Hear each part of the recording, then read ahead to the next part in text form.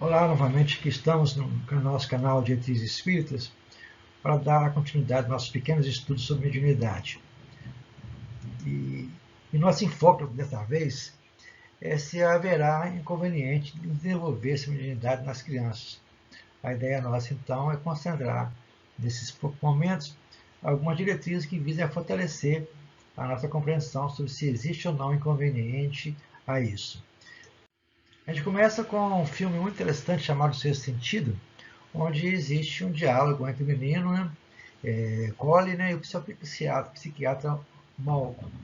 E nessa parte que nós selecionamos, eu achei muito interessante, porque foi nesse momento em que o psicólogo, já desencarnado, percebe que ele estava então já vivendo o mundo dos espíritos.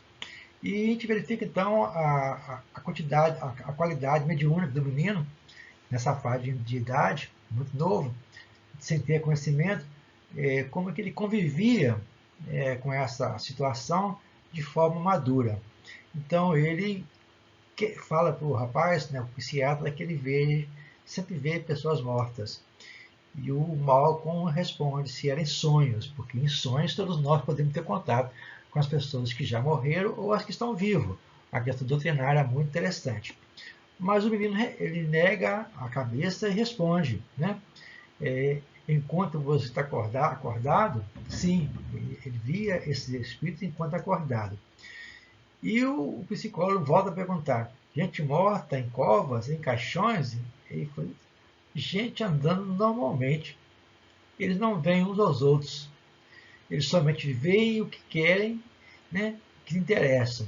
Eles não sabem que estão mortos. Então a gente verifica bem aqui outra parte do cenário muito interessante, que já foi estudado anteriormente, né? Não tem aquela mística que foi criada no meio espírita brasileiro, para as pessoas andar com aquela manta, aquela roupa branca, roupa escura. Aqui coloca que anda normalmente entre nós, os encarnados, tal qual era quando nós aqui, né, com a roupa normal. E só dá um interesse àquilo que chama atenção. Fora isso, ele não se envolve. E, além disso, coloca que eles não sabem que estão mortos. A grande maioria das pessoas desencarnadas não tem essa ideia. E o psicólogo então pergunta se ele veria com frequência. A resposta é: o tempo todo. Eles estão em todo lugar. Também uma colocação doutrinária muito importante, porque a gente sabe que os espíritos estão ao nosso meio sem escolher local específico para poder conviver.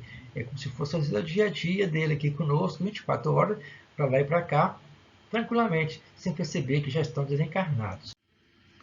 Aqui, então, a gente verifica uma questão muito interessante, que essa faculdade que existe nas crianças é natural, né? Porque a mediunidade pertence ao campo da comunicação, ou seja, não tem assim uma lei específica, só pode ser adulto. Ela faz parte da natureza. Então é comum a gente constatar esse momento, essa faculdade, vamos dizer assim, nas crianças, certo? Porque isso é normal de acontecer. E a gente verifica aqui nesse cartaz, e logo depois dele, Herculano Pires, no livro de Unidade, fala que as crianças têm essa possibilidade de conviver com os espíritos, certo? Muitas vezes, nessa fase, né, tem um caráter anímico, ele vai detalhando como é que funciona, certo? E muitas vezes são seres, né, imaginários, mas também poderão ser os seus amigos espirituais que estão ao seu lado, ajudando-o, né? E ele também percebe e divulgam isso. Mas isso é comum acontecer, e ele aqui define uma data, né? Até os 8 anos, mais ou menos, depois encerra esse ciclo, porque a criança agora já incorporou ao seu mundo de hoje, vamos dizer assim, atual. Mas é comum, então, eles terem essa vivenciação e os pais deverão encarar isso com naturalidade, sem preocupar com a questão, né, de fantasma, de ameaças, conviver isso pacificamente, porque faz parte do lúdico dessa criança, e se existir esse espírito, olhar pelo lado positivo, não pelo lado negativo. Então Kardec discute esse assunto no livro dos médios. Será inconveniente desenvolver a mediunidade das crianças? A gente observa aqui o detalhe da pergunta, certo? Aqui questiona, certo? Aqui na questão anterior, se será conveniente desenvolver, certo? Então, se é conveniente desenvolver. A gente verificou lá atrás, né, a mediunidade natural. Aqui está se discutindo já a questão de desenvolver. Isso certamente que haverá inconveniente e sustenta que é muito perigoso, porque esses organismos frágeis, delicados, seriam abalados e sua imaginação seria muito superexcitada. Assim, os pais prudentes afastarão dessas ideias, ou pelo menos só lhes falarão a respeito tocante às consequências morais. Então, saber de trabalhar isso com a criança, sem entrar para o lado de amedrontar, falar que é fantasma. Olhar isso com naturalidade, mas aqui coloca o item desenvolver, certo? Não natural. Ou seja, você insistir, né, querer desenvolver uma aptidão que não está ainda habilitada a criança nesse momento. Então, a gente verifica que há crianças com mediunidade naturais. A gente vai ver aqui algumas depois na sequência, certo? Aí ele pergunta se haveria inconveniente nessas crianças desenvolver isso. É claro que não, né? Porque já está na própria situação dela como encarnado, né? Ter essa constituição adequada a isso, ou seja, né? Já faz parte da sua vida, vamos dizer assim, esse relacionamento com o mundo dos espíritos.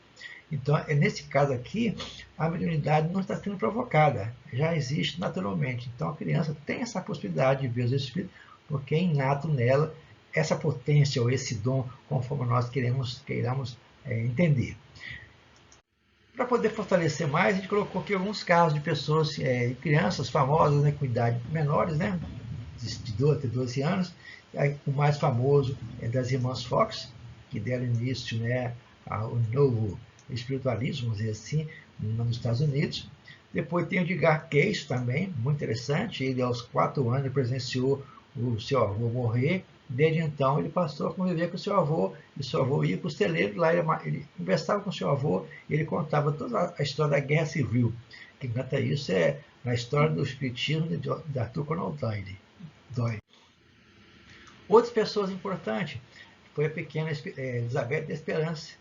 Também ela convivia com os espíritos desde cedo, né? Muito interessante o livro dela, muito interessante mesmo. E ela ficava lá no local sozinha, porque o pai viajava muito, que era marinheiro.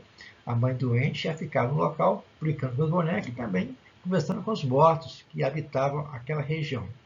E no nosso meio espírita, a nossa amiga Dona Ivone Pereira, que desde cedo já tinha essa facilidade de desdobramento.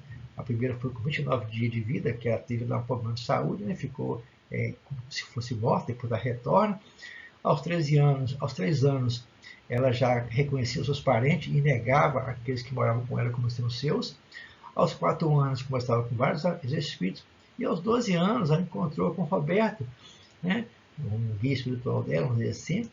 E aos 12 anos começou a psicografar obras dele. Então a gente verifica uma mediunidade natural, sem levar para a questão de forçar a barra. Aqui então, de novo, Kardec questiona qual seria a idade, né, conveniente para poder trabalhar a criança. Né? Ele fala que não há limite de idade, não tem esse limite. Né? Depende inteiramente do desenvolvimento físico e mais particularmente do desenvolvimento psíquico. Então depende, cada caso é um caso. A criança de 12 anos seria menos impressionável que algumas já formadas. Olha só, pessoas adultas mais formadas. Olha só como é que é interessante esse amadurecimento. Refiro à mediunidade em geral. Aí ele faz um alerta para que a mediunidade de efeitos físicos realmente não deve ser trabalhada com as crianças nessa fase de idade, porque é muito fastigante, né? Causa muito transtorno. E na escrita seria outro inconveniente, porque a criança não sabe o que é, né? Vai tornar-se isso um brinquedo e vai se perder desse momento. Então, é um negócio para poder pensar realmente o que fazer quando a criança apresentar isso. As casas espíritas, em particular, no trabalho de dar-se o nome de evangelização da criança, deveria também trabalhar esse assunto desde cedo, para que quando surgisse isso, ficaria mais fácil trabalhar esse assunto. Parece que é um tema que pouco é atualizado, pelo menos eu desconheço, nas casas que eu frequentava, de pessoas que dedicassem a explicar para as crianças essa questão de mediunidade.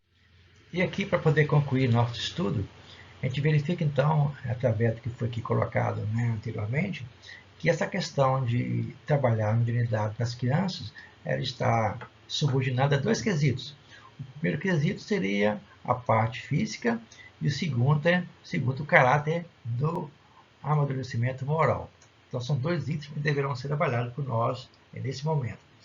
A seguir, a gente verifica que a gente, então, não deve forçar, né, o afloramento mediúnico das crianças. E caso haja esse afloramento espontâneo, a gente deve trabalhar isso com seriedade, certo? Então, tem que trabalhar com essa criança nesse momento, né, a parte do ensino moral, a fim de ajudá-la a se manter, certo? E depois, com o tempo, ela vai, então, ter a paz doutrinária, né, sendo integrada a ela. Porque toda e qualquer recitação equivocada e prematura poderá atrapalhar essa criança no futuro. Uma coisa que eu gostaria de dar aqui como enfoque é o seguinte: primeiro, né, ninguém é obrigado a ser médium. Então, poderá ser que essa criança natural, essa mediunidade, poderá ser assim que ela incorporar-se totalmente ao mundo nosso, encarnado, saindo da fase da adolescência e entrando para o mundo, né, maduro, vamos dizer assim, pessoas adultas. É normal que ela se afaste desse movimento. Isso significa que ela perdeu a mediunidade. Está nela latente, mas ela optou um caminho diferenciado. Não significa que ela tem que ser médium. Ninguém é obrigado a ser médium. A mediunidade, assim como também é a visão, a audição, os sentidos que fazem parte da nossa vida, é uma faculdade, certo? Que nós podemos fazer de bom uso ou não. E na faculdade mediúnica, por exemplo, se a pessoa optar em ficar trabalhando na sua vida sem ter envolvimento com a casa espírita, com a mediunidade, o direito dela, isso não vai trabalhar nada nela. Ela não vai ficar obsidiada. O que faz a pessoa ficar obsidiada são os desvios morais, certo? Então, se ela optar por um caminho equilibrado, sem ser médium, ela vai ficar uma vida normal. É um erro muito grande criado no nosso meio espírita brasileiro, achar que tem que desenvolver para poder ficar livre da obsessão. Não é assim que acontece. É uma opção de vida e cada um tem o direito de ser ou não ser médium. Né? Essa é a grande realidade que precisa ser trabalhada. Então, que nossas casas se organizem para poder dar suporte a essas crianças e também às pessoas que coordenam esse trabalho com a criança, para que tenham uma visão mais clara sobre o que é a mediunidade e como atuar quando acontecer isso. Acontecendo, o que fazer? No momento a gente verifica, pelo menos nas casas que eu frequento, não tem ainda aí essa maturidade de como abraçar uma criança portadora de uma mediunidade espontânea. Então, é um caso muito delicado que precisa ser melhor explorado dentro do nosso movimento espírita e nas casas em que nós frequentamos. Fica o nosso abraço e até o momento aqui no nosso canal de Diretrizes Espírita.